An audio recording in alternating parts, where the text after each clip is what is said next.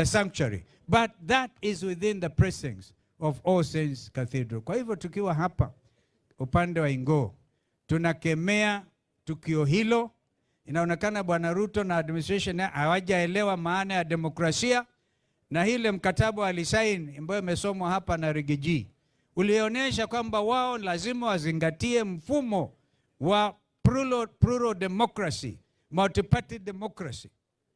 Bwana Ruto anasema ati hakuna hapa, hii team haiwezi kumpeleka nyumbani. Amesema hiyo hapa leo kutoka ng'amba, amesema hapa Kakamega. Lakini tunataka kumwelimisha kidogo. Hii timu ya kuungana na wananchi wa Kenya wapatao 80%, wao wamesema atakuwa one term. Na kwa hivyo hiyo one term haimaanishi ni nani baina yetu. Wa Kenya wenyewe wataamua, na this is the most important thing. Kwa hivyo wananchi wa Western Kenya, shikamaneni. Vile vijana walishikamana, hawakujali huyu ni mtu wa Ingoo ama huyu ni mtu wa Ukambani ama ni Ruto mwenyewe, hiyo bajeti ya 2024 akaitupilia mbali. Alafu hiyo bunge ikatekwa nyara. Hata rafiki yangu Raila alijua kabla atuache kwamba the 13th parliament is state captured. Imeshikwa, imetekwa nyara.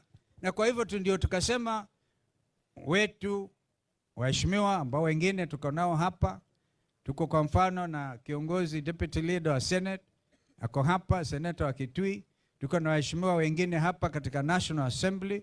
Peter Salasya mwenyewe ako hapa, aliipinga na amesema ataipinga bado kwa sababu inaumiza mwananchi wa kawaida. Basi tunawasihi wachukue msimamo, always being on the side of the people.